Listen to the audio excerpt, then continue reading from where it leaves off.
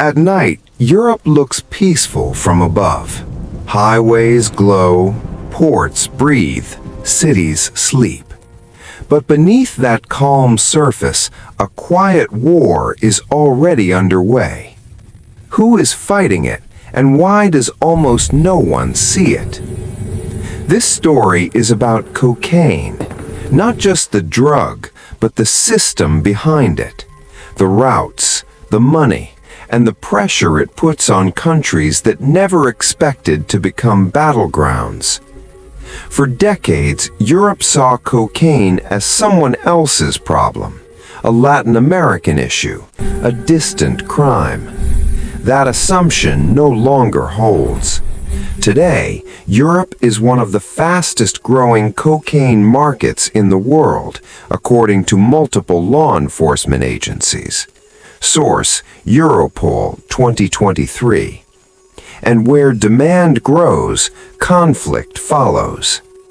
In the early 2000s, most cocaine entering Europe passed through a few well-known gateways. Spain, Portugal, and parts of Italy were the primary entry points. Source: UNODC 2004. The routes were established and the risks were understood. By the 2010s, something changed. Cocaine production in South America surged, driven by increased coca cultivation and higher purity processing. Source: UNODC World Drug Report 2016. At the same time, demand in Europe rose sharply. Traffickers adapted faster than governments. Shipping containers became the new weapon of choice. Legal trade routes were quietly repurposed for illegal cargo. Belgium's port of Antwerp and the Netherlands' port of Rotterdam emerged as key nodes.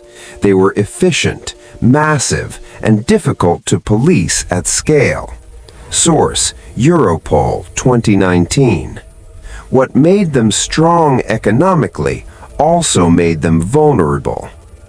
By 2020, record cocaine seizures were reported across Europe, not because trafficking stopped, but because volumes had grown so large that interception became unavoidable.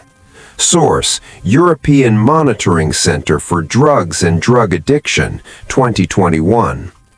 Authorities began noticing patterns that went beyond smuggling. Corruption cases increased around ports, customs offices, and logistics firms. Source: Belgian Federal Police, 2022. Threats against journalists, lawyers, and officials were reported. In the Netherlands, prosecutors confirmed the use of intimidation tactics by criminal networks, including surveillance of public officials. Source: Dutch Public Prosecution Service, 2022. These findings were based on court documents and intercepted communications. Document: court filings. In Sweden, a rise in gang-linked violence was reported alongside increased drug trafficking revenues. Source: Swedish National Council for Crime Prevention, 2023. Authorities cautioned that causation is complex, but financial links were confirmed. Some experts argue this is not a new war, but a continuation of organized crime adapting to globalization. They point out that Europe has faced criminal networks for decades without systemic collapse. Source: Academic Review, European Journal of Criminology, 2022. Others dispute the scale of violence attributed directly to cocaine profits.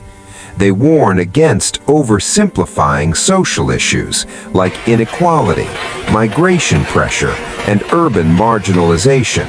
Source: Policy Paper, OECD, 2021. What is clear is that data remains uneven. Many crimes linked to drug money never appear in official statistics. Content note: this section discusses non-graphic violence and social harm. For dock workers, the pressure is quiet but constant. Investigators report cases where workers were approached, threatened, or offered life-changing sums of money. Source: Belgian Senate Report, 2022. In some neighborhoods, residents describe a shift in atmosphere. More money, more fear, less trust. Families caught in the middle often don't know which side to fear more: criminal groups or the consequences of refusing them. Experts describe the cocaine economy as a mirror. It reflects demand, inequality, and enforcement gaps. When one side tightens, pressure moves elsewhere. Think of it like water behind a dam. Block one path, and it will find another. Europe's challenge is not just policing drugs, it's protecting institutions from being quietly bent or bought. Europe's cocaine market has grown fast. Trafficking routes adapted faster than laws. Violence exists, but much of the conflict remains hidden.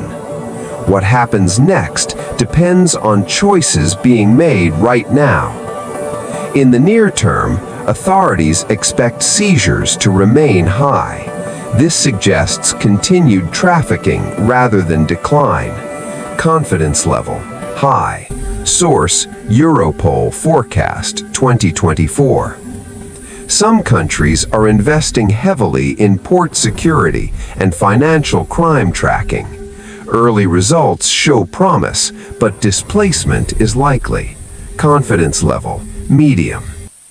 A long-term reduction in harm would require demand reduction, institutional protection, and international coordination. Historically, this has been proven difficult. Confidence level: low.